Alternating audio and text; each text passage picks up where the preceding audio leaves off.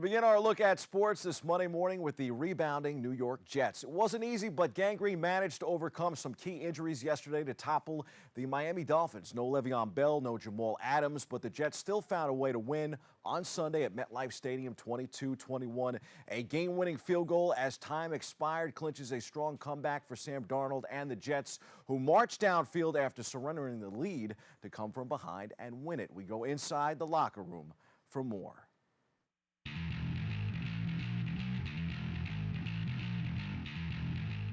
What were you thinking, first of all, on the sideline as the team was marching downfield? I think anyone at this level in my position, you hope to get a chance right at the tick. The offense did a good job moving it down. Was just hoping to get in range, and then, with that penalty, we were kind of there. And then just run out the clock and make the kick. Now, just take it one play at a time. Don't do too much. Just do what you got to do as an individual, and all come together. Yeah, I think I thought it was pass interference, and obviously they overturned it, and it was good. I thought 1st and 10 is obviously a lot easier than 4th and 18, so it was good for us to get that call and move the chains and continue the drive. I thought our guys fought hard. We didn't make enough plays to win the game. I think that's a group that goes. They compete. I think we competed today. Deserve to lose is a term I don't really understand that one. But I think our guys competed and fought hard today. We just had to be disciplined. We knew that anytime we get in the red zone, they either leave with none or they leave with 3, and that's the philosophy we have. And we just knew we had to step up. Like they've been, the last couple of weeks, they've been, I think, one of the top red zone teams in the country. We knew that coming in, so we stressed on that all week, and then we knew if we ever got to that, if we ever got down there, we had to be on point.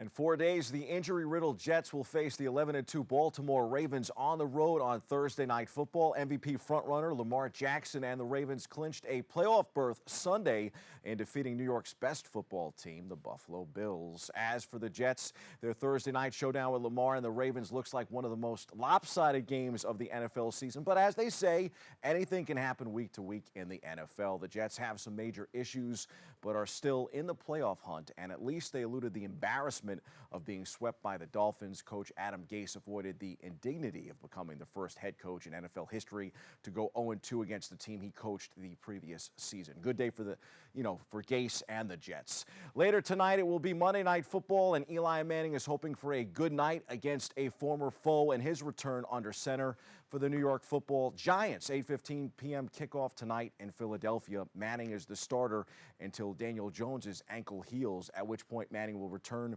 to his post as two-time Super Bowl winning caddy, Bob, for the 2019 first-round pick, according to the franchise. Aside from this mini farewell tour, the next time Manning surfaces on the field in an NFL game, he could be in a different uniform. He's in the final year of his current deal and seemingly resigned to the fact his Giants career will be over at the end of the season. Giants fans, enjoy this one. Really enjoyed San Fran, New Orleans Sunday. Taking a peek from the press box on the TVs in the media room, what a game. Jimmy Garoppolo threw 4 touchdown passes, and Robbie Gould kicked a 30-yard field goal as time expired as the visiting 49ers defeated the Saints 48-46 in an NFC showdown with major seeding ramification. That game, the Ravens, Bills, and the Chiefs, Patriots were all goodies. The Pats were defeated by Kansas City in a stunning ending to Sunday Night Football this week. The Chiefs went from potentially having to forfeit the game due to a equipment mix-up to dueling it out with Tom Brady and the reigning world champs, beating the 6-time champions in Foxborough 23-16. The loss broke the Patriots' 21-game home winning streak, which was only matched by the Miami Dolphins in 71-74 and the Green Bay Packers' 95-98 streak, according to ESPN stats. Even though the loss was historic, the score was overshadowed by 2 missed calls that hurt the Patriots in the third quarter as New England trailed behind at 23-12. A fumble was recovered by the Pats. Casey's Travis Kelce was ruled down on contact on the play, but it could have resulted in a crucial turnover and possible score for the home team. Love the NFL.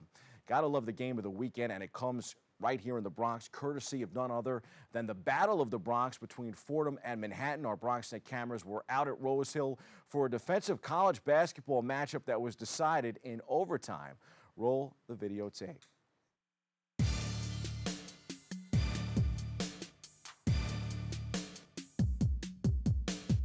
Well, I don't know that they were trying to go to Reynolds. I don't know what Steve said. Maybe they were, but you know, he is a cold-blooded shooter, and so he doesn't need much time to get it off. I think we were probably put pretty close to him, but he is a cold-blooded shooter, and he stuck one in. Stay down on his shot fake. Same thing for Cobb. Stay down on the shot fake. You want to keep everything on your chest. Don't let anything behind you. And those were our principles. We wanted to trade off with everyone in our area. I thought we did a really good job of keeping things on our chest and making them shoot oversized. And I thought we did that. And he got a tough look, got a good shot off, you know, from a range standpoint. But I don't think that was their first option, but I wasn't in their timeout. Really, this game, I just came in trying to do blue-collar things like rebound, box out, just to stuff that help us win. So I think, like, this game is a big win for us.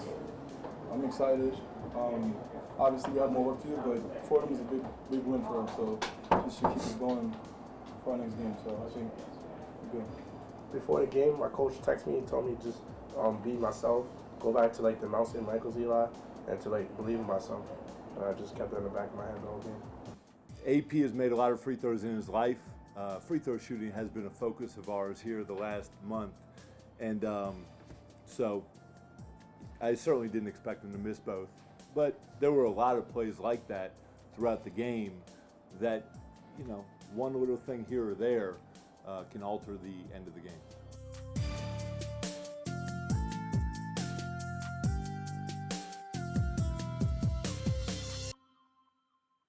We had the game winner by Fordham last year in Riverdale. This time it was the Jaspers that came from behind and sunk the dagger. The Battle of the Bronx did not disappoint. The Veterans Committee for the Baseball Hall of Fame, in my book, did, though.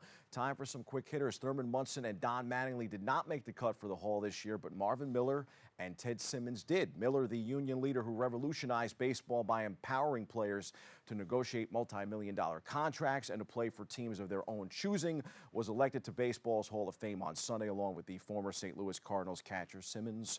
After falling short in his first 7 times on the Veteran Committee ballot, Miller received 12 of 16 votes from this year's 16-man Modern Committee, exactly the 75% required.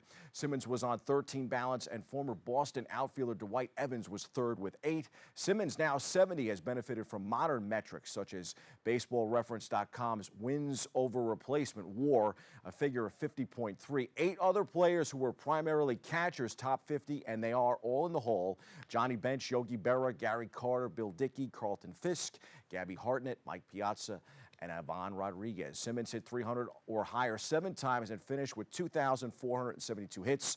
Among players who were primarily catchers, his RBIs are second to Berra's, 1430, and his hits are second to Rodriguez's, 2844. Dave Parker received 7 votes, and Steve Garvey and Lou Whitaker 6 apiece. Tommy John, Mattingly, Munson, and Dale Murphy all got 3 or fewer. We'll see if Derek Jeter joins Mo in the perfect category. One thing is certain, he's definitely first ballot. In the NBA, the LA Lakers are first rate. Anthony Davis scored a season-high 50 points, sparking the Lakers to a 142-125 victory over the visiting Minnesota Timberwolves on Sunday night. LeBron James and Davis certainly look like early season contenders for the NBA Finals. The Brooklyn Nets are not whole, but they're coming together very much here, you know, a quarter of the way through the season. Spencer Dinwiddie has been the story. He scored the go-ahead layup with 26.3 seconds left, and Brooklyn came up with defensive stops on Denver's final 2 possessions to win at home on Sunday. Dinwiddie led the Nets with 24 points. The Knicks lost their first game under interim head coach Mike Miller, but the team performed much better in the effort and heart category, at least from the eye test. The Knicks fell to Indiana by a point Saturday night as Julius Randle went 1 of 2 from the charity stripe at the very end of the game. Got to make your free throws. I was right, by the way, Friday when I said Coach Fizdale was looking like a lame duck following Thursday night's big loss at the Garden. Up next, the Knicks are in Portland to face Carmelo Anthony and the Trailblazers. Meanwhile, the Nets return to action Wednesday night at home when they welcome Charlotte to the Barclays Center. In boxing, Britain Anthony Joshua, who reclaimed his world heavyweight titles with a clinical victory over Andy Ruiz. Jr. says a healthy issue had left him tired and drained before his shock defeat to the Mexican-American fighter in their first fight in June. Andy was really overweight in this one. They could end up running it back a third time, though. In the NHL, New Jersey standout Taylor Hall could be traded to Colorado this week. While some fans of the Avalanche don't believe trading for Hall is something the team should do, management disagrees. Reports are saying that the team is putting a full-court press to acquire the 28-year-old winger before the holiday roster freeze kicks on December 19th. The Devils are in Dallas Tuesday, the Islanders skate in Tampa tonight, and the Rangers are also back in action tomorrow when they face the LA Kings on the road in Cali. In college football, Michigan State and Wake Forest are set to play in the New Era Pinstripe Bowl at Yankee Stadium at the end of the month, while the college football playoff is also set. For the first time since 2015, 4 Power 5 conference champions have been selected for the college football playoff. Number 1 LSU will face number 4 Oklahoma in the Chick-fil-A Peach Bowl in Atlanta, and number 2 Ohio State will play number 3 Clemson in the PlayStation Fiesta Bowl in Glendale, Arizona, as decided by the CFP Selection Committee on Sunday. Both semifinal games will take place December 28th. The College Football Playoff National Championship will be held January 13th at the Mercedes-Benz Superdome in New Orleans. A lot of commercials right there, Bob. Those are the headlines. We hit the C-list for a prayer for Eli Manning.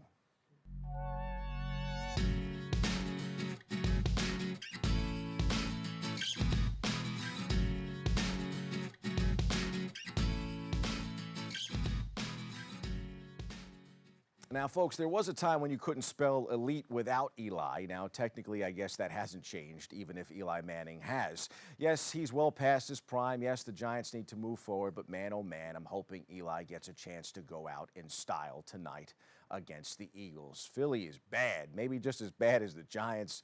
I think Eli finds some magic, folks, and wins this one. The Eagles, losers of 3 consecutive games, qualify as one of the NFL's most disappointing teams. They are 5-7, and only because the 6-7 Dallas Cowboys are not much better that they are actually in this playoff chase, more like a crawl to the finish going on in the NFC East. Strangely, the Eagles have yet to face the Giants, as the 2 Jersey Turnpike rivals will face each other twice in the last month of the season. So the Eagles have not seen rookie Daniel Jones or Eli. Here's to praying for a vintage performance for one of the city's all-time great athletes. That's your look at sports. I'm Bobby C.